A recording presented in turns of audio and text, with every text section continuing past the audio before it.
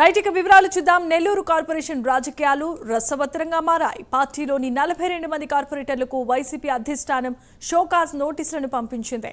42 మంది కార్పొరేటర్లపై అనర్హత వేటు వేయిస్తున్నామని వైసీపీ నేతలు చెబుతున్నారు. నెల్లూరు డిప్యూటీ మేయర్ ఎన్నికల సమయంలో వైసీపీ విప్ జారీ చేసింది. విప్ను లెక్క చేయకుండా డిప్యూటీ మేయర్ ఎన్నికల్లో టీడీపీ మద్దతు తెలిపిన తహసీన్ కు వైసీపీ కార్పొరేటర్లు ఓటు వేశారు. విప్ ఉల్లంఘించి ఓటు వేయడంతో షోకాజ్ వైసీపీ నోటీసులు ఇచ్చింది. గత కార్పొరేషన్ ఎన్నికల్లో 54కి 54 స్థానాలను వైసీపీ కైవసం చేసుకోగా 41 మంది కార్పొరేటర్లు వైసీపీని వీడి టీడీపీలో చేరిపోయారు.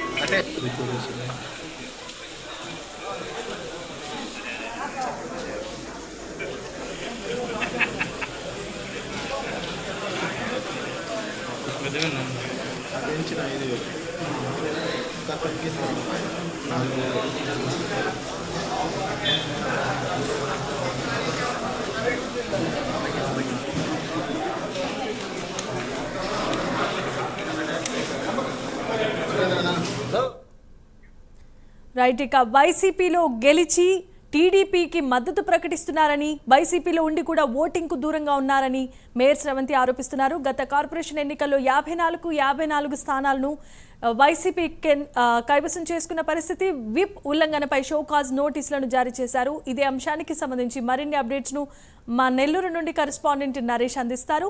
నరేష్, చెప్పండి.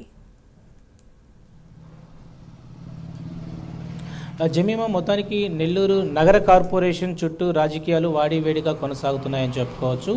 అయితే గత ప్రభుత్వంలో ఇటు కార్పొరేషన్కు సంబంధించినటువంటి 54 డివిజన్లు ఉన్నాయి. ఆ 54 డివిజన్లో 54కు 54 వైసీపీ గెలిచింది. అయితే రూరల్ ఎమ్మెల్యే కోటంరెడ్డి శ్రీధర్ రెడ్డి గత ఎన్నికల ముందు ఆయన పార్టీకి రాజీనామా చేసిన తర్వాత ఇటు టీడీపీకి వచ్చిన తర్వాత ఆయనతో పాటు కొంతమంది కార్పొరేటర్లు వచ్చారు. అయితే కూటమి ప్రభుత్వం వచ్చిన తర్వాత మరికొంతమంది కార్పొరేటర్లు నారాయణతో పాటు నడిచారు. మొత్తానికి 40 మంది వరకు కూడా కార్పొరేటర్లు టీడీపీకి మద్దతు ఇవ్వడంతో ఒక్కసారిగా కూడా ఇటు నెల్లూరు కార్పొరేషన్లో వాడివేడి రాజకీయాలు అయితే కొనసాగాయి. అయితే ఈ నెల 3వ తేదీ జరిగినటువంటి ఏదైతే డిప్యూటీ మేయర్ ఎన్నిక ఏదైతే జరిగిందో ఆ సమయంలో వైసీపీ నుంచి గెలిచినటువంటి 54 మందికి వైఎస్ఆర్సీపీకి సంబంధించినటువంటి విప్ జారీ చేసింది. మీరు వైసీపీ నుంచి గెలిచారు, వైసీపీకి ఓటు వేయాలంటూ కూడా విప్ జారీ చేసినటువంటి వైసీపీ ఎవరైతే అధిష్టానం ఉందో సో వాళ్ళకు సంబంధించినటువంటి కాకాని గోవర్ధన్ రెడ్డి జిల్లా అధ్యక్షుడు, ఎమ్మెల్సీ పర్వతరెడ్డి చంద్రశేఖర్ రెడ్డి పూర్తి స్థాయిలో విప్ జారీ చేసిన తర్వాత ఇక్కడ ప్రధానంగా డిప్యూటీ మేయర్ ఎన్నిక జరిగేటువంటి సమయంలో కార్పొరేషన్లో వాగ్వాదం కూడా చోటు చేసుకుంది.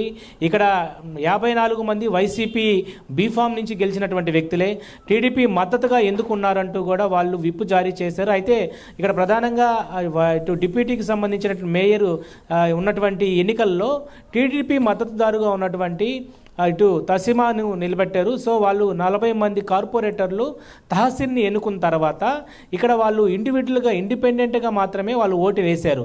అయితే ఇక్కడ విప్ జారీ చేసినటువంటి వైసీపీ వాళ్ళు ఎందుకు ఇటు బీఫామ్ తీసుకోకుండా ఒక ఇండిపెండెంట్గా ఉన్నటువంటి టీడీపీ మద్దతుదారుని మీరు ఎలా ఎన్నుకుంటారంటూ కూడా జేసీ ఎవరైతే ఎన్నికల అధికారిగా వచ్చినటువంటి జాయింట్ కలెక్టర్ కార్తిక్ని కూడా నిలదీశారు.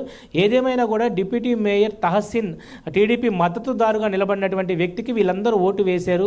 సో ఇటు టీడీపీ మద్దతుదారుగా ఉన్నటువంటి తహసీన్ డిప్యూటీ మేయర్గా ఎన్నుకున్నారు. అయితే ప్రస్తుతం వీటన్నిటి మీద వైసీపీకి సంబంధించినటువంటి నాయకులు ఇటు ఎమ్మెల్సీ పర్వతరెడ్డి చంద్రశేఖర్ రెడ్డితో పాటు జిల్లా అధ్యక్షుడిగా ఉన్నటువంటి మాజీ మంత్రి కాకాని గోవర్ధన్ రెడ్డి ఎవరైతే ఉన్నారో తొలి నుంచి కూడా విప్ జారీ చేస్తాము, వీళ్ళ మీద మేము 40 ఫిరాయించినటువంటి ఉల్లంఘన చట్టం కింద వీళ్ళ మీద మేము ఏదైతే నోటీసులు జారీ చేస్తామంటూ కూడా వచ్చారు. అయితే ప్రస్తుతం ఇదే అంశం సంబంధించి 40 మంది మందితో పాటు ఎవరైతే డిప్యూటీ మేయర్ ఎన్నికకు దూరంగా ఉన్నటువంటి మరో ఇద్దరు మేయర్ శ్రవంతితో పాటు మరొకరు తటస్థంగా ఇటు దాసరి అలెక్కే ఉన్నారు. సో వాళ్ళిద్దరు కూడా ఏదైతే ఎన్నికలకు రాకపోవడం వాళ్ళిద్దరి మీద కూడా నోటీసులు జారీ చేశారు. మొత్తానికి 42 మంది మీద ఈరోజు నోటీసులు జారీ చేయడంతో ఒక్కసారిగా కూడా కార్పొరేషన్ చుట్టూ హాట్ టాపిక్గా నడిచినటువంటి పరిస్థితి కనపడతా ఉంది.